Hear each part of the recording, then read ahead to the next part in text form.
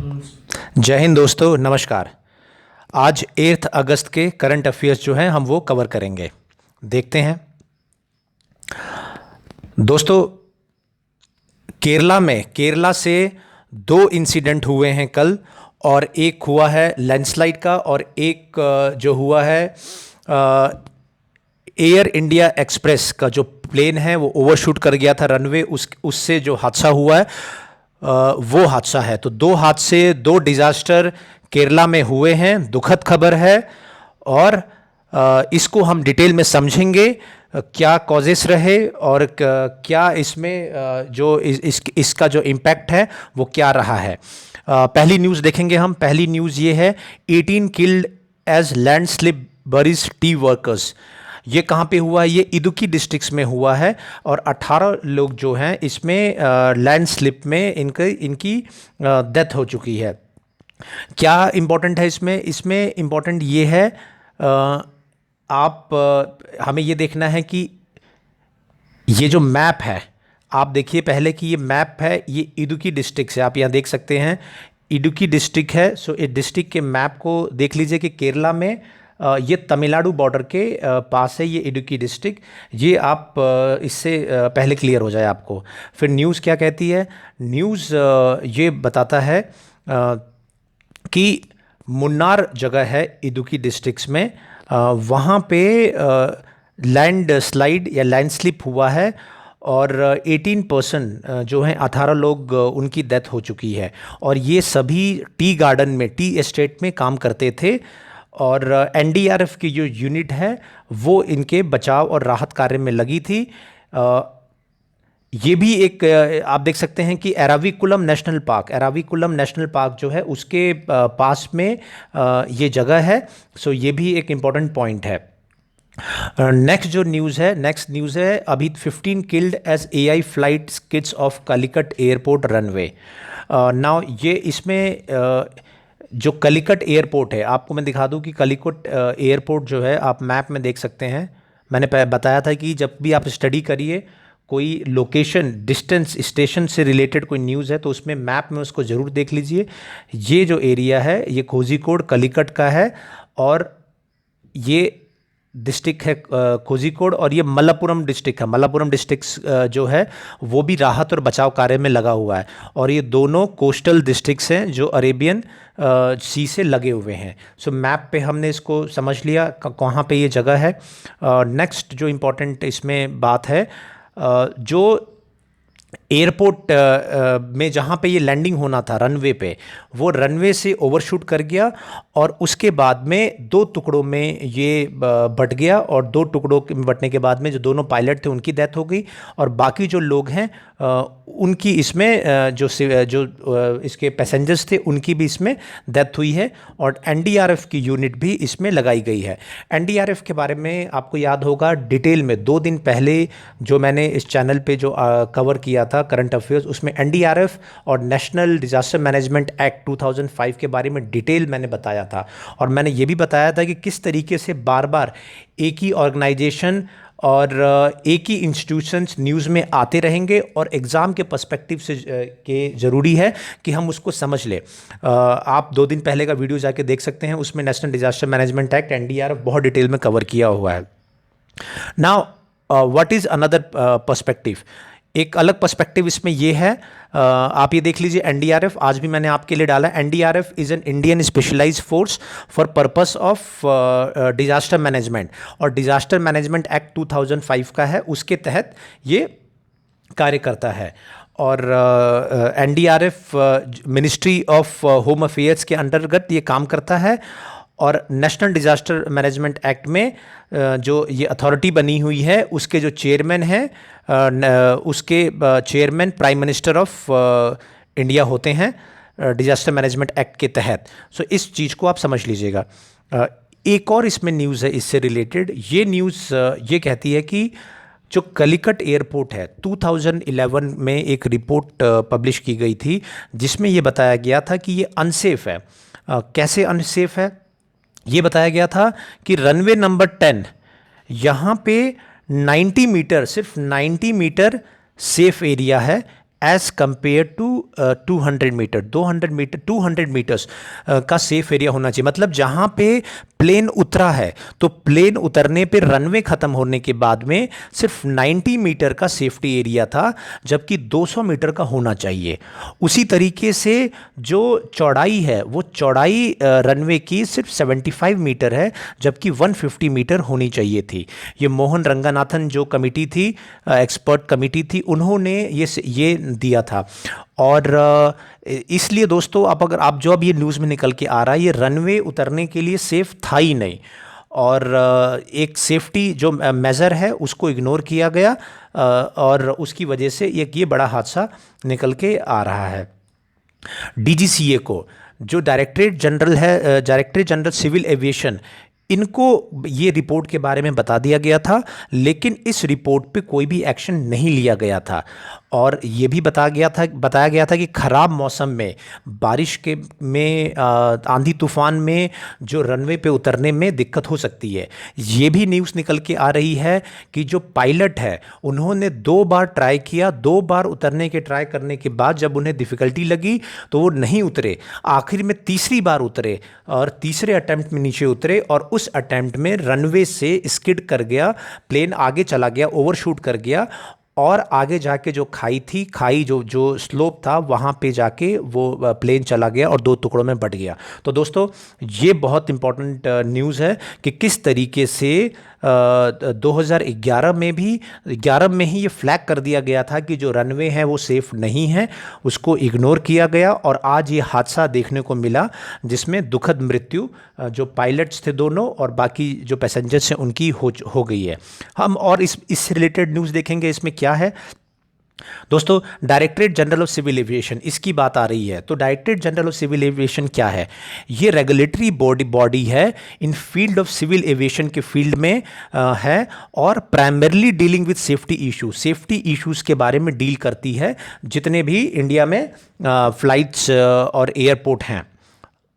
इसके अलावा क्या है, एयरपोर्ट अथॉरिटी ऑफ इंडिया का इसमें नाम आया है।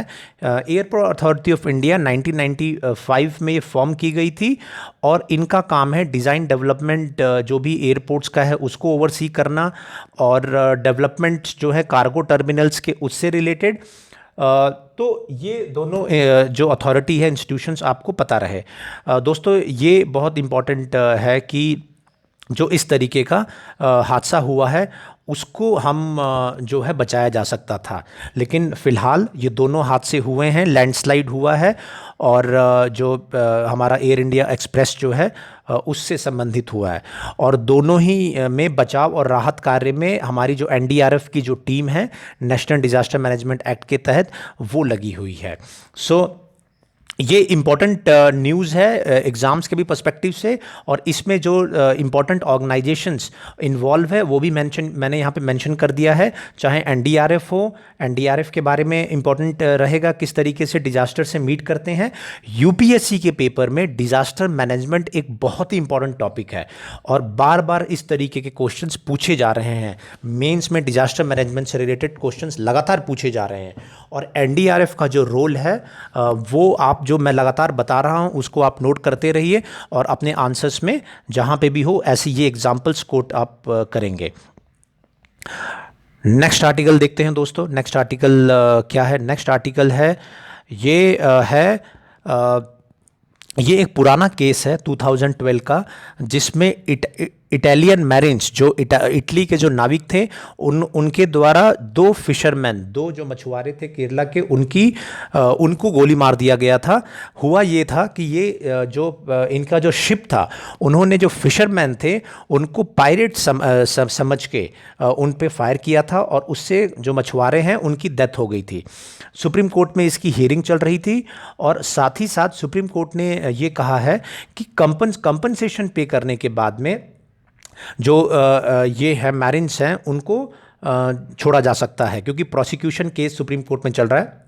और साथ ही साथ प्रोसिक्यूशन जो केस है वो इटली में भी चल रहा है ना। 1.5 1.5 करोड़ रुपए as a compensation already paid किया जा चुका है, लेकिन सुप्रीम कोर्ट ने और भी कंपनसेशन की बात कही है ना। आपको ये लग रहा होगा कि ऐसे कैसे होगा कि किसी की मर्डर कोई कर देता है, किसी की डेथ हो जाती है और सिर्फ कंपनसेशन से जो मैरिन्स है वो छूट सकते हैं। सो आगे इसका आंसर है, आगे आंसर ये है कि एक इंटरनेशनल लॉ है, इंटरनेशनल जो लॉ है, United Nation Convention on the law of the sea, UN clause इसे बोलते हैं।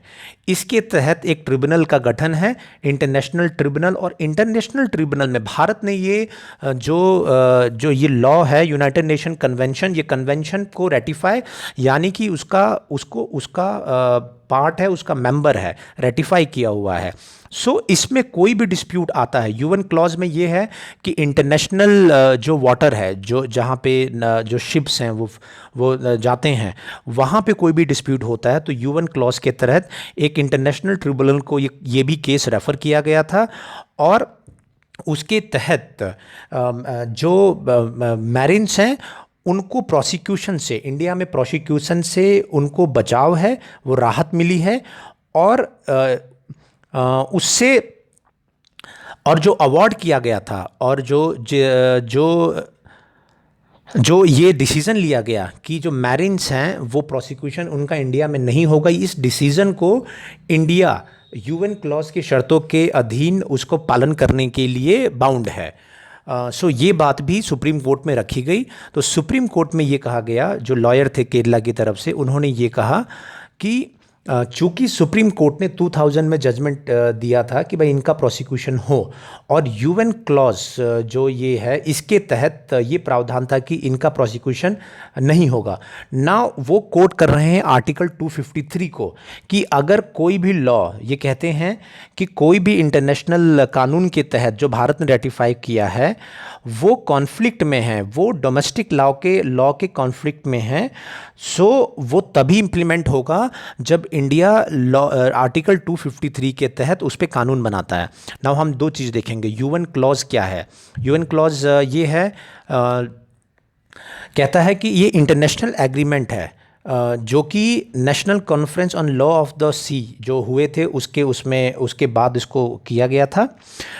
और ये कहता है कि responsibility of nations with respect to their use of world oceans establishing guidelines for businesses environment. So UN clause, UNCLOS आपको याद रहे, ये गाइडलाइन हैं जो भी अगर आप इंटरनेशनल वाटर्स में जो हमारी शिप सेल करते हैं उससे रिलेटेड कोई भी अगर आता है तो ये 1994 से इफेक्टिव है, साइन हुआ था 82 में, और अब तक 60 इसके नोटिफिकेशन रेटिफिकेशंस इसके हैं।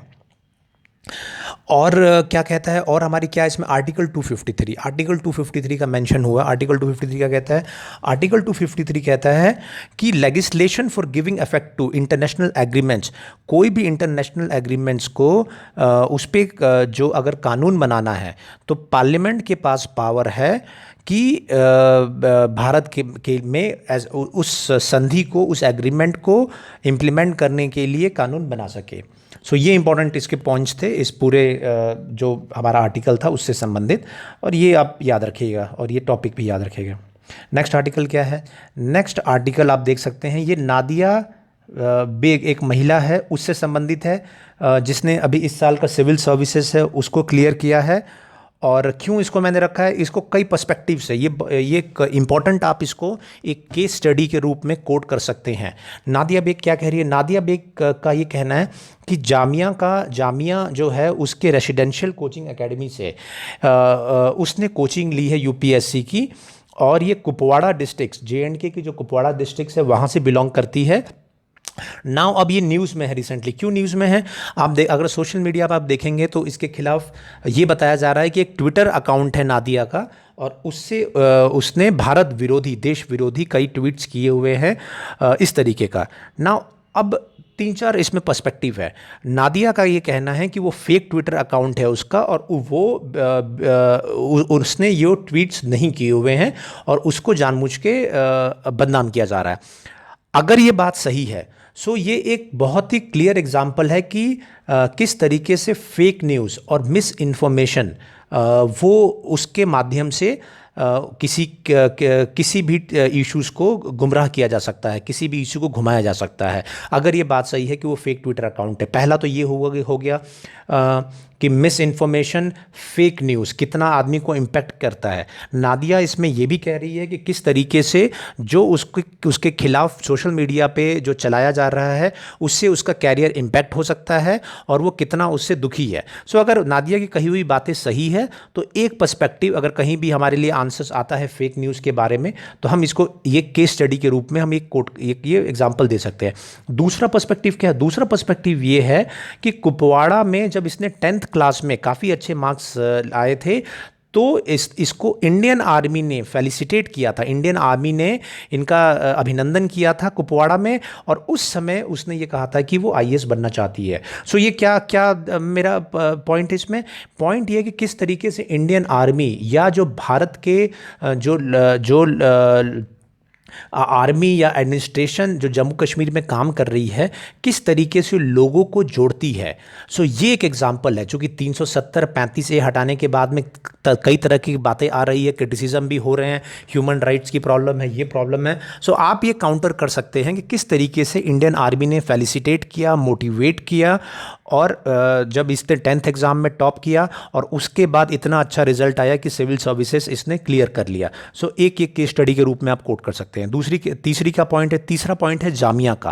भाई जामिया जो मिलिया इस्लामिया है, लगातार ये न्यूज़ में रहा, कई बार ये गलत कारणों से भी न्यूज़ में रहा। सो आप एक पॉजिटिव रूप में दे सकते हैं कि अगर किसी भी यूनिवर्सिटी या इंस्टीट्यूट में पॉजिटिव अगर चीज़ें चलाई जाए, जैसे कि ये रेसिडेंशियल कोचिंग चलाई जा रही है आईएएस और यूपीएससी की तैयारी के लिए, तो उसका काफ़ी पॉजिटिव इम्पैक्ट भी होता है। सो आप ये बैलेंस करने के लिए किसी भी आंसर को क्रिटिसिज्म के साथ साथ, फॉर एग्जांपल किसी भी यूनिवर्सिटी या ऑर्गेनाइजेशन को जो आप क्रिटिसाइज़ कर रहे हैं, तो आप ये भी कह सकते हैं कि अगर पॉजिटिव कोई अगर उसका प्रोजेक्ट है या पॉजिटिव कोई वहाँ पे थीम चलाई जा रही है तो उसका बेनिफिट भी मिलता है, और ज़्यादा से ज़्यादा, चाहे जामिया हो या कोई भी यूनिवर्सिटी हो, उसमें ज़्यादा से ज़्यादा ऐसे पॉजिटिव जो प्रोजेक्ट्स हैं वो चलाया जाए तो उससे हर वर्ग के लोगों को बेनिफिट मिलेगा।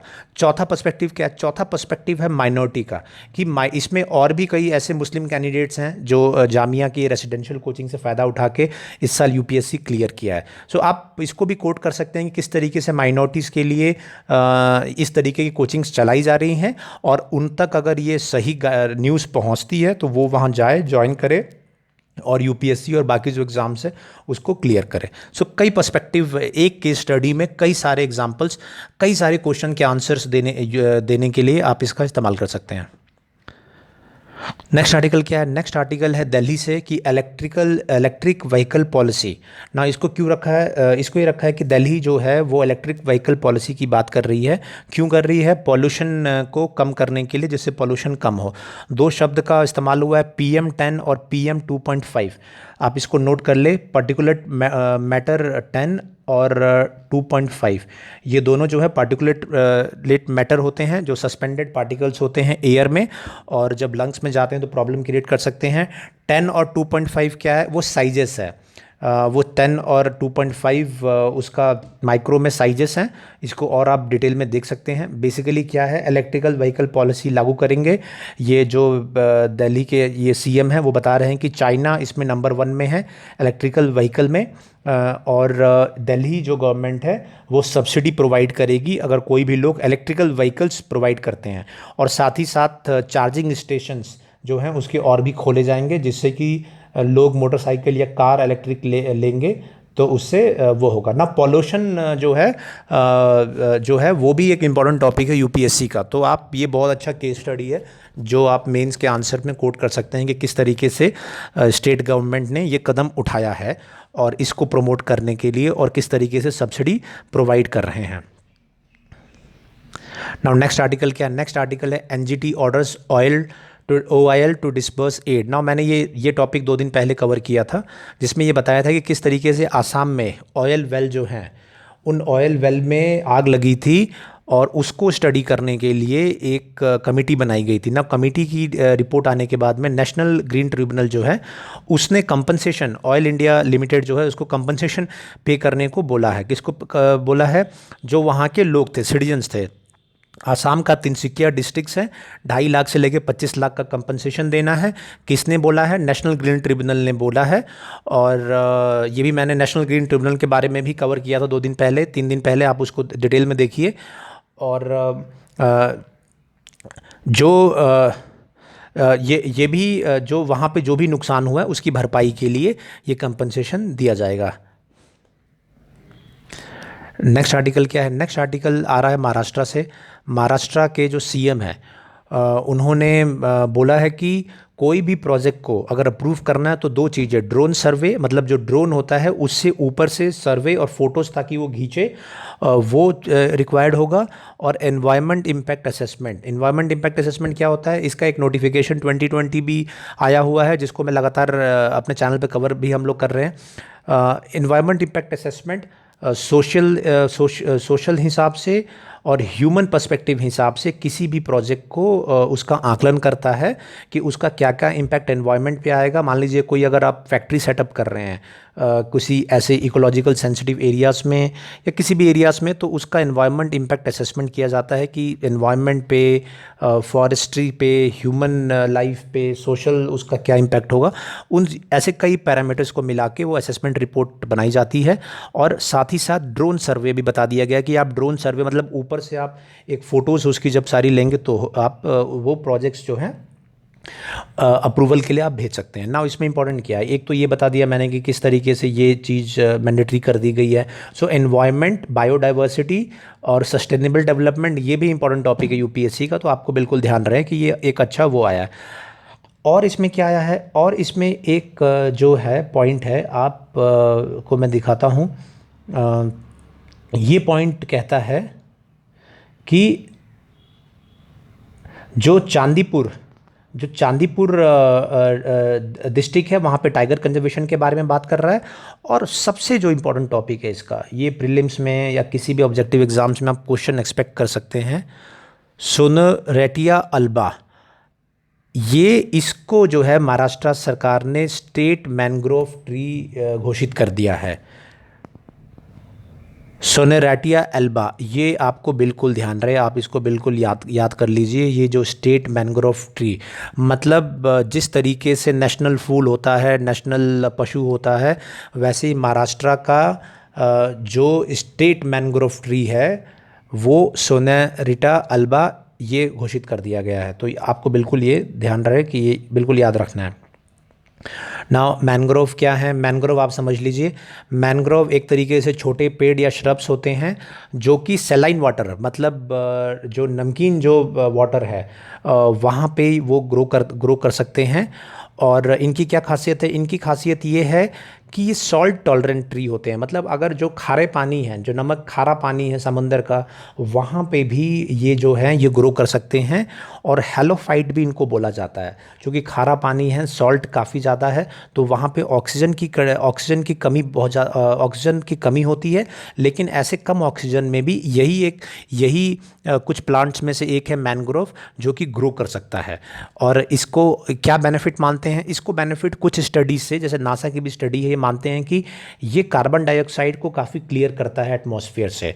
सो ये भी एक इम्पॉर्टेंट इसमें वो है। और इसका जो है, ये जो मैंग्रोव ट्री होते हैं इनमें सॉल्ट फिल्ट्रेशन सिस्टम होता है, एक कॉम्प्लेक्स रूट सिस्टम होता है जो सॉल्ट वाटर से रेजिस्टेंस प्रोवाइड करता है। तो ये एक जो है ये इम्पॉर्टेंट न्यूज़ है, इसको आप ध्यान रखिएगा। नेक्स्ट आर्टिकल क्या है? नेक्स्ट आर्टिकल है food vision 2050 prize for Nandi foundation. Now इससे भी आप बहुत अच्छी न्यूज़ है, प्रीलिम्स के हिसाब से बड़ा अच्छा क्वेश्चन बन सकता है। द रॉकफेलर फाउंडेशन क्या है? यूएस का फाउंडेशन है। और रॉकफेलर जो है ऑयल और नेचुरल गैस की कंपनी थी, और उनका ये फाउंडेशन है जो कि चैरिटी कार्यों में काम करते हैं। तो उन्होंने क्या किया है? उन्होंने नंदी फाउंडेशन को चुना है किसके लिए? फूड विज़न 250 प्राइज़ के लिए। फूड विज़न 2050 जो प्राइज़ है उसमें टॉप 10 में चुना है। उसके तहत $200,000 जो है वो उनको मिलेगा। नाउ इनका क्या है, ये जो नंदी फाउंडेशन है, इन्होंने एक नाम दिया है अराकुनॉमिक्स। ये काम करते हैं अराकू जो जगह है, अराकू जगह विशाखापट्टनम में है, आपको ध्यान रहे। और अराकू में विशाखापट्टनम में काम करते हैं। और अराकुनॉमिक्स जो मॉडल है वो उन्होंने एक मॉडल दिया था। और अराकुनॉमिक्स मॉडल में ये होता है कि जो भी वहाँ पे ट्राइबल लोग जो काम करते हैं वो उनको टारगेट करके कि उनको ज़्यादा से ज़्यादा इसका बेनिफिट मिले, उनको प्रॉफिट मिले, फार्मर्स को प्रॉफिट मिले और कंज्यूमर्स के लिए क्वालिटी इंक्रीज़ हो। ये इन चीज़ों को बेसिक मानते हुए ये मॉडल बनाया था। सो ये याद रखिएगा, अराकुनॉमिक्स अराकू जगह विशाखापट्टनम के पास है। रॉकफेलर फाउंडेशन का food vision 2050 prize Naandi foundation को दिया गया है। और ये बेसिकली जो है अराकुनॉमिक्स मॉडल ये है कि जो ट्राइबल्स हैं उनको उनके बेनिफिट के लिए जो वहाँ पे काम कर रहे हैं वर्कर्स, उनके बेनिफिट, उनको ज़्यादा से ज़्यादा बेनिफिट मिले, उसको उस हिसाब से ये इस मॉडल पे ये काम करते हैं। नेक्स्ट आर्टिकल है NEP lays the foundation for new India. So ये प्राइम मिनिस्टर जो हैं उन्होंने बताया कि जो नेशनल एजुकेशन पॉलिसी जो आया है वो रोट लर्निंग, मतलब रटने वाली लर्निंग और भीड़ चाल से को हटा के क्रिएटिविटी और इनोवेशन के लिए ये इसका मेन टारगेट रहेगा। और ये भी ये कहते हैं कि एम्प्लॉयबिलिटी और वोकेशनल एजुकेशन पे नेशनल एजुकेशन पॉलिसी जोर देता है। और ये भी ये कहते हैं कि जो ऑनलाइन एजुकेशन के भी बारे में बात करते हैं कि किस तरीके से सही ऑनलाइन एजुकेशन लेना है, लेकिन सही कंटेंट का सिलेक्शन करना है। सो नेशनल एजुकेशन पॉलिसी के बारे में इन्होंने बातें की है। नेशनल एजुकेशन पॉलिसी है वो लगातार हम लोग कवर भी कर रहे हैं, पुराने भी आप वीडियो देखेंगे तो उसमें डिटेल में कवर किया हुआ है। नेक्स्ट क्या है, India to take part in Kavkaz 2020। Now ये इंपॉर्टेंट न्यूज़ है, प्रीलिम्स में आप ऑलमोस्ट समझ लीजिए कि हो सकता है आ भी जाए। कावकाज 2020 इन रशिया। नाउ ये क्या है,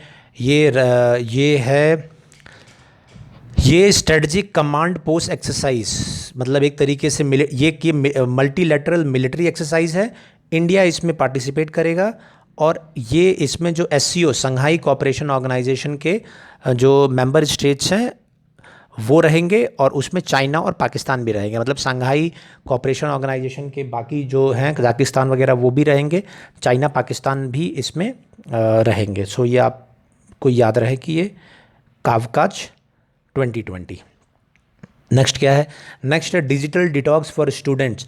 ये एक इंटरेस्टिंग न्यूज़ है, इसको आप कहीं पे ज़रूरत हो तो आप कोट कर सकते हैं कि एक ग्वालियर में जो हाई कोर्ट है वहाँ पे एक लड़के को एक जो व्यक्ति है उसने बेल के लिए अप्लाई किया था, उस पर एक मुकदमा दर्ज हुआ था मारपीट छेड़खानी इन मामलों में। तो उसने जब बेल के लिए अप्लाई किया तो उसको बेल ग्रांट किया गया, लेकिन बहुत ही इंटरेस्टिंग बेल कंडीशन लगाई है कि ये जो लड़का है ये 18 साल का है और एग्रीकल्चर साइंस का स्टूडेंट है। तो जज ने कहा है डिजिटल डिटॉक्स के बारे में। डिजिटल डिटॉक्स क्या टर्म है? डिजिटल डिटॉक्स का मतलब ये होता है कि आप जो डिजिटल वर्ल्ड है, जो सोशल मीडिया है, कंप्यूटर है, मोबाइल है, इससे डिटॉक्स कर जाओ। डिटॉक्स मतलब आप उससे बिल्कुल ही दूर हो जाओ। तो कोर्ट ने ये कहा है कि 2 महीने तक बिल्कुल ही डिजिटल डिटॉक्सिफिकेशन हो जाना चाहिए इस लड़के का, और ये बिल्कुल भी किसी भी Facebook, social media, YouTube, Twitter कहीं भी दिखना नहीं चाहिए। ये शर्त लगाया है इसको बेल देने के लिए। तो ये एक इंटरेस्टिंग केस स्टडी के रूप में वो कर सकते हैं। नेक्स्ट क्या आर्टिकल है? नेक्स्ट आर्टिकल है no free grain in July for 40%। Now आपको ये PMKGKI प्रधानमंत्री गरीब कल्याण अन्न योजना ये है, ये जो इसका इस्तेमाल किया गया है, इसके तहत जो फ्री जो ग्रेन बांटे गए थे। सो जो हमारे जो मिनिस्टर हैं उन्होंने कहा है कि कुछ स्टेट्स जो हैं उन्होंने टाइमली जो है वो डिस्ट्रीब्यूशन नहीं किया। हमारे काम की चीज़ क्या है? हमारे काम की चीज़ है प्रधानमंत्री गरीब कल्याण अन्न योजना।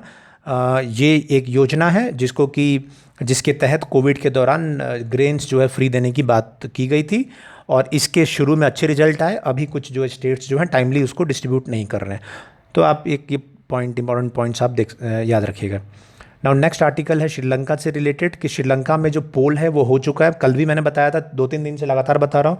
जो पोल है, जो जो श्रीलंका में चुनाव वो संपन्न हो गए हैं और SLPP पार्टी है उनको 145 सीट्स मिल गए हैं और 2/3 जो मेजॉरिटी है, जो जो संविधान कॉन्स्टिट्यूशनल अमेंडमेंट संविधान को चेंज करने के लिए चाहिए, ऑलमोस्ट वो उन्होंने अचीव कर लिया है। और आर्टिकल 19 जो है, आर्टिकल 19 वो आर्टिकल था जो पुरानी गवर्नमेंट ने लगाया था, जिसके तहत प्रेसिडेंट की पावर जो है वो कर्टेल कर दी गई थी। उस आर्टिकल को हटाने की पहले उन्होंने बात कही है।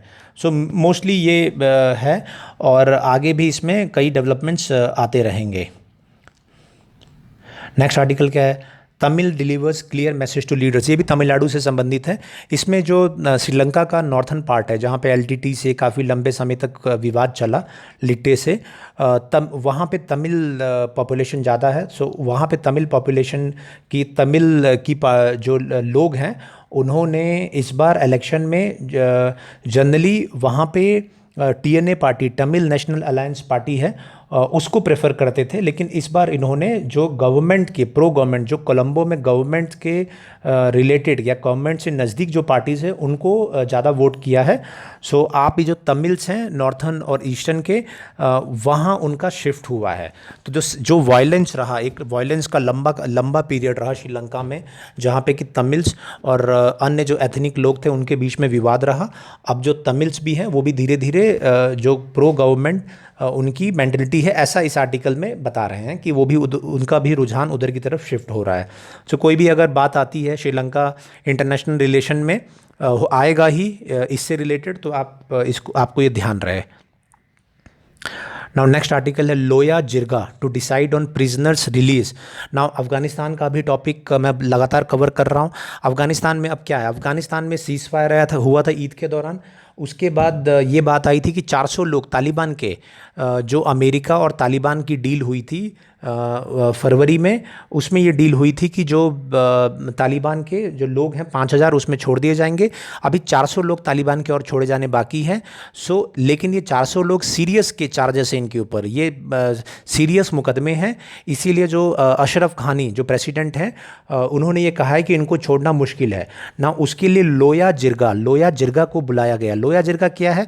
लोया जिरगा पूरे देश के 3,000 रिप्रेजेंटेटिव का जो है वो समूह है, वो ग्रुप है लोया जिरगा। तो आप ये एक्सपेक्ट कर सकते हैं, क्वेश्चन आ सकता है कि भैया लोया जिरगा क्या है और ये कौन सी कंट्री से रिलेटेड है और क्या इसका काम है। तो ऐसे घुमा के आ सकता है, मल्टीपल चॉइस में आ जाएगा। 3 स्टेटमेंट दे देंगे कि लोया जिरगा नेपाल से रिलेटेड है, लोया जिरगा में 3000 लोग होते हैं, लोया जिरगा जो है तालिबान जो से रिलेटेड जो लोग थे उनको छोड़े जाने, इसके बारे में उन्होंने डिसीजन लेना था।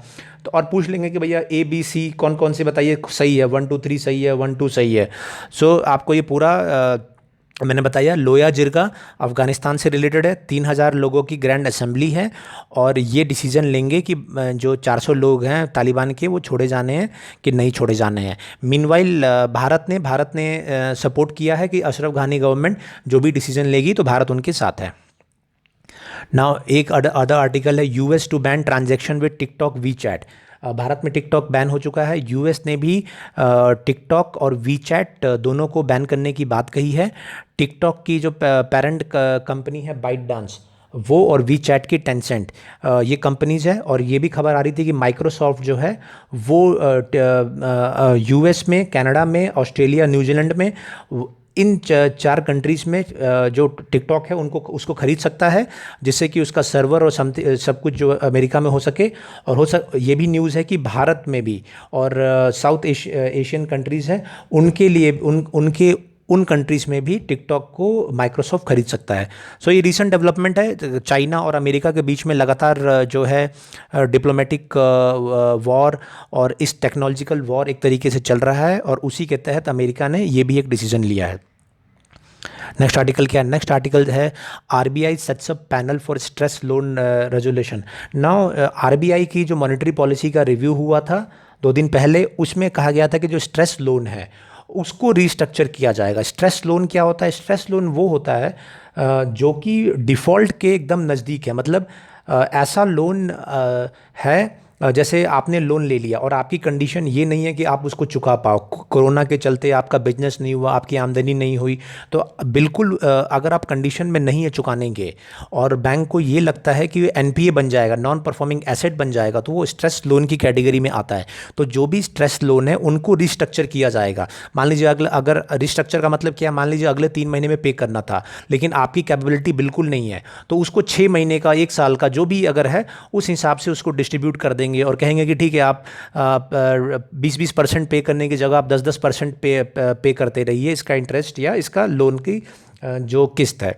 तो एक कमेटी बनाई गई है कि किस तरीके से ऐसे स्ट्रेस लोन जो हैं उनको, उनका रेजोल्यूशन कैसे होगा, किन किन के द्वारा, किन की चेयरमैनशिप में बन रही है। केवी कामत जो हैं ये वेटरन बैंकर रहे हैं, इनकी उसमें बन रही है। तो एक ये इंपॉर्टेंट प्रीलिम्स का आ सकता है कि भाई स्ट्रेस कमेटी बनी, स्ट्रेस रेजोल्यूशन की, वो किन के उसमें बनी थी। या 3-4 एक साथ पॉइंट्स आ सकते हैं कि स्ट्रेस लोन इसे बोलते हैं, स्ट्रेस लोन रेजोल्यूशन के लिए आरबीआई ने कमेटी बनाई, कमेटी के जो चेयरमैन थे एन सुब्रमण्यम थे, तो उसमें आप पूछ लेंगे भाई 1 2 3 क्या सही है, तो एन सुब्रमण्यम गलत है, केवी कामत जो है वो सही है। तो ये आपको इस पर्सपेक्टिव से ये आपको ध्यान रहे ये आर्टिकल।